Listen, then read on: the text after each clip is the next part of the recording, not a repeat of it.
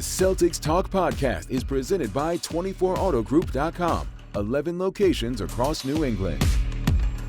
What's up, everybody? Welcome into the off-day edition of the Celtics Talk podcast. Maybe we should call it the All-Star Break edition of the Celtics Talk podcast.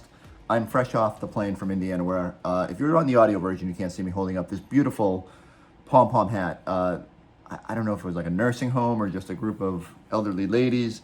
They knitted hats for everybody in Indiana, and the media all got them when we showed up. And we needed them because they got like a couple inches of snow and ice, and made navigating around Indiana a little difficult the last 24 hours. But I get out before all the fun starts. Jayson Tatum coming in, I'm going out. A couple superstars crisscross and pass. What was notable, though, to me was the buzz around the Celtics being in Indiana. And it just felt like talking to agents, team personnel, people around the league. There's just this curiosity about, hey, like, Celtics should be there at the end. And there's a growing appreciation for what they've done through the first 55 games of the season. A lot of talk about Tatum climbing that MVP ladder. A lot of talk about the Celtics and just the distance they put between rivals in the Eastern Conference and how that bodes well for their quest to represent the East. And it all kind of boiled down to health and questions about whether this core can be upright when it matters. But it's interesting that the Celtics felt like such a big topic out there. Eager to see with Jalen in the dunk contest on Saturday night. Taping this on Saturday morning. We'll see how he does there. And then we know Tatum likes the All-Star stage and can further, make a case for MVP consideration on that stage with all the great players around him. Eager to see just how much they can keep the conversation on the Celtics at All-Star Weekend. The other big storyline seemed to be, everyone wondering why Kristaps Porzingis isn't there and wondering why the best team in the league didn't get rewarded with another All-Star. Clearly we've had that conversation around here. Felt like the Celtics probably deserved another guy out there. But it's Jalen and Jayson holding down the fort through the weekend. I don't think most of those guys are getting a nice little 8-day break from the NBA grind and not having to do all the events that go along with All-Star Weekend. Probably okay. Probably not. Some of them, Celtics have been to Indy enough this year to sort of take the temperature on where the team is, track down our old buddy, Kendrick Perkins. Now, poor Perk, he's heard a lot from Celtics fans. And I'm not going to say whether y'all are right or wrong. I get it. Perk's had some pretty polarizing thoughts on the Celtics this season, on Joe Mazzulla. But he did sort of open up about, liking the back and forth with Joe, about, what he thinks about this team. And so I just thought it was interesting to see. Maybe we're starting to pull Perk back to this side. And he's got some pretty lofty thoughts on Jayson Tatum and the MVP, where the Celtics might ultimately finish this year, and a whole lot more. So let's get right into it. Here's my chat with Kendrick Perkins. Well, here with my old buddy Perk. Hey, what up, Chris? We miss you. I know, man. You know what? I've been on the other side of town on the West Coast. It's been hard to kind of get in, but the Celtics doing great. So tell me about that. Where do you think the Celtics are? I know we say the halfway point, but it's the 2/3 of the season mark. Are they the championship favorites? You know what? They are the team that I have picked to come out of the Eastern Conference. I want to see if Porzingis' body is going to hold up. That's my only concern with the Celtics for the long haul. But as of right now, like when you talk about the depth at the wing position that could defend, I don't know any other team in the Eastern Conference could match that. Now, there's a few teams in the West, and I'm thinking Clippers, Celtics, finals, right? Not, a new type of LA vibe. And Kawhi Leonard, Jayson Tatum going in it. I'm looking at a 7-game series. And I would slightly give the edge to the Clippers, but I wouldn't be surprised if the Celtics won. All right. I'm being honest, though. You got them to the finals. I can't argue with Yeah. that. Has Porzingis exceeded your expectations in terms of what you thought he would bring to this team? I mean, we were talking before we jumped on here, and you said, there's a chance that he should have been at the All-Star game. He should have been an All-Star this year. And you know what? He has proven me wrong thus far, because I said, look, I want to see Porzingis when he gets to Boston with, when he's playing in games that matter, right? And when you're playing for a championship, it's a different type of pressure than when you were playing for the Wizards. And he's been everything and more. And I love how he's been doing an excellent job of being versatile in his offensive package. He's mixing it up in the pick and rolls, whether he's rolling for a lob or popping for the three-point shot. If you get a mismatch, he's going to that mid-post area. He's posting up, shooting a high efficient rate, and he's protecting the basket. And he's playing with great joy. So far, I have to give him an A+. Ooh. A+. Now, I still want to see what he got to do in the postseason, but so far, he has been nothing short of amazing. He leads the league in smiles. Like, you can tell he's excited to be here and be part of a... Wouldn't you? like if you go from playing for the Wizards to playing for arguably the greatest franchise in sports history, a team with a city, a state that has like so much memorabilia, so much history, wouldn't you be happy? I was happy to see you. Yeah. Where does Jayson Tatum rank on your MVP ballot? Oh, I'm voting for Jayson Tatum. Number one. Look, if the season stopped today, and this is my criteria, the best player with the best record. He's doing that. And the best record by far. By far. And, see, people don't realize the sacrificing that Tatum had to do. Right now, he's averaging, right around 27 points a game, 8.5 rebounds. That's monster. And he's shooting, 55% or close to that. And as far as his 2-point field goal percentage, look, if the Celtics finish with the number 1 seed overall, the best record in the league, which I believe they will, Tatum is getting my vote. Ooh, and you got to vote, right? Yeah, I do, and I'm very proud of it. I'm saying, that's good news for Jayson Tatum. What have you thought of the job Joe Mazzulla has done? You've been critical at moments, but I'm not trying to get you in too much trouble here. No, you're not. But you know, the thing is, I actually love Joe Mazzulla. I love that he claps back at me. That's a great thing. But I think he has done an excellent job as far as just coaching, right?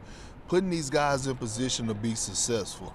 I think defensively he got them clicking on all cylinders. Offensively, they're spreading the ball around. Is no one playing the gender-free basketball. You can see certain nights, Derek White, it could be his night to go off. It could be Tatum night to go off, Jaylen Brown night. Like, you could tell that the message in that locker room is about winning a championship. And when you see that on the floor, that's a reflection of the coach. Are the Bucks going to get it together? Your boy Doc? Hell no, because they don't have the personnel, right? Like, the most important position, and I still stand by this in today's game, is the wing position. Although we see what Jokic did last postseason, win the NBA championship, NBA finals, but Jokic don't win the championship without Aaron Gordon. You know what I mean? And when you look at teams around the league, the championship teams or teams that are trying to make a run at a championship, they're going to get a legit athletic wing. We saw that with the New York Knicks going to get OG Anunoby. Then the Pacers, I'm not putting them in the contentions, but they got Pascal Siakam. You need that. That's the most important position in the league. Last thing, is JB winning the dunk contest? I'm pulling for him. They need star power. But you know what? If he don't, I appreciate him for setting the tone. Setting the tone, because we need more of this, more of the stars to come out, the all-stars, and participate in the dunk contest. I like this out of JB. Yeah, like I said, I missed those. Even if he just give us something, just because I don't really want him to go crazy. Sure. Right? But just the fact that he's jumping off the porch is enough in itself. Anything you want to tell people back in Boston? We miss you. Well, I miss y'all too. I love y'all Boston fans. And look, stop trolling me, okay? You know where my heart is at, all right? I love y'all. It's fun, though. It is fun.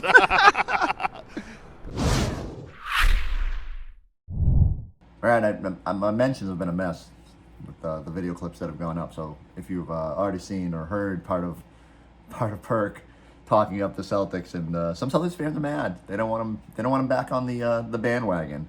But I can tell you, Perk was pretty genuine about how he felt about this team, and admitted he was wrong about Porzingis' ability to stay healthy and impact winning. And look, Joe Mazzulla even mentioned that he enjoys the little bit of the back and forth and finding motivation in random spots. If Perk and his bird brain analogies and questioning the Celtics tactics and 3-point shots versus post-ups, all that stuff, if he'd given the team just a little bit more fuel to get to the best record in basketball, then so be it.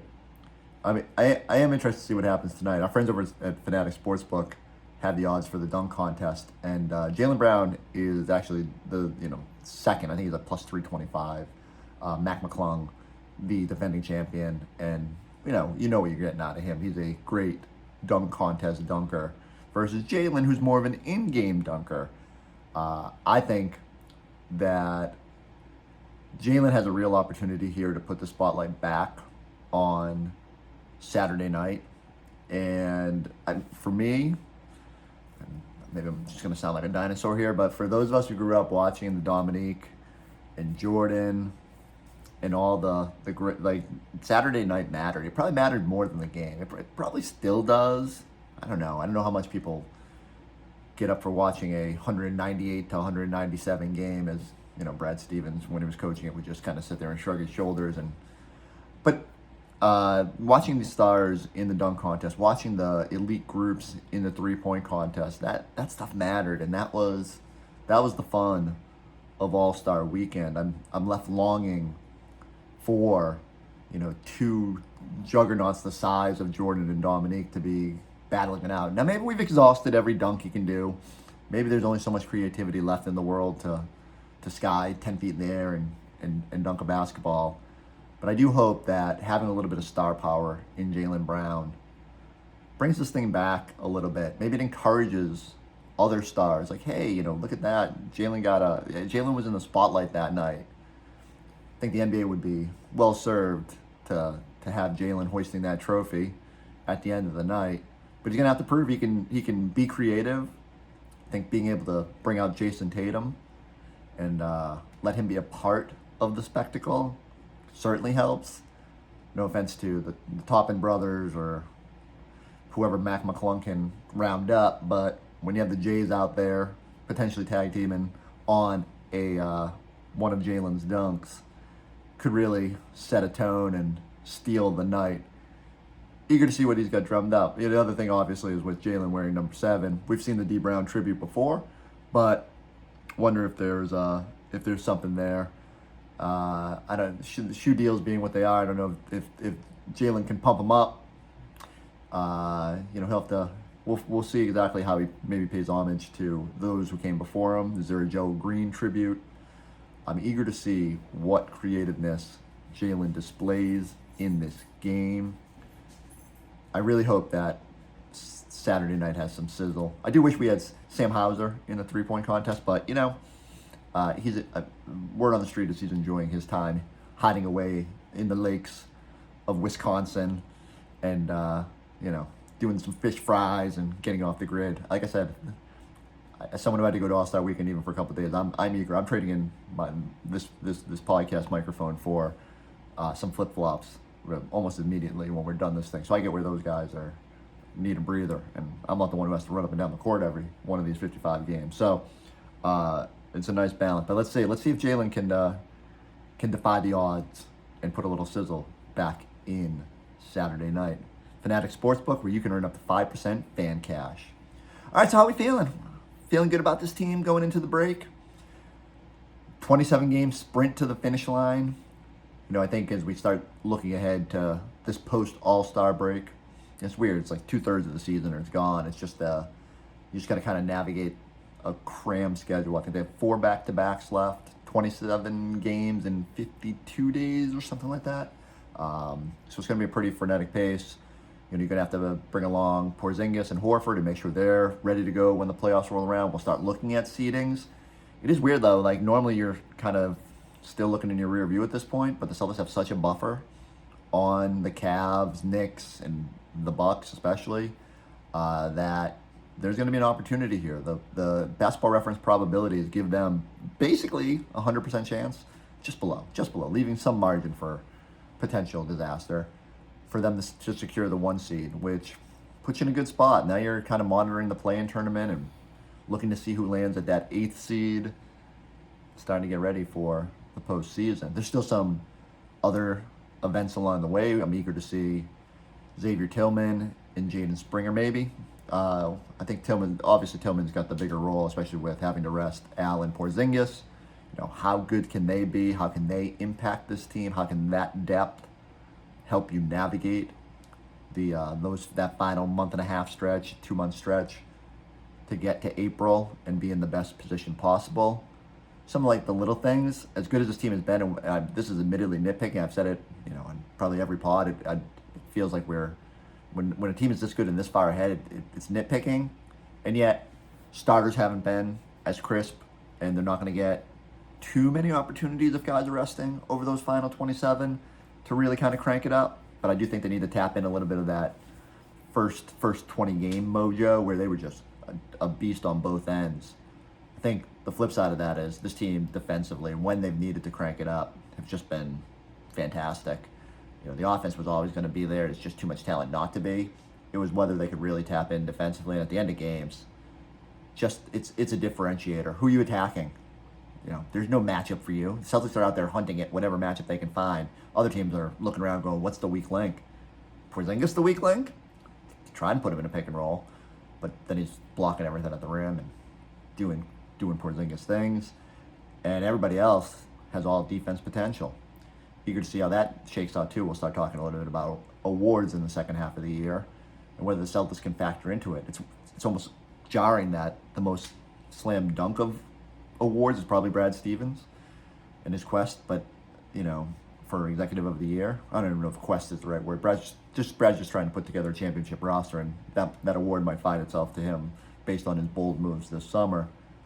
But will Joe climb in the coach of the year odds? Will Celtics factor into all defense? They don't. I think Kristaps Porzingis was their top guy for defensive player of the year odds at this point. Drew Holiday has probably been the best and most impactful defender overall. But it says something about the totality of talent. And obviously, the whole episode here we've sort of centered around it, Tatum and the quest for the MVP. It says a lot about the talent that they're all kind of intertwined, right? Celtics are so good that Tatum gets a little bit diminished. And, but the Celtics are so good overall that no one really jumps to the forefront of some of these awards.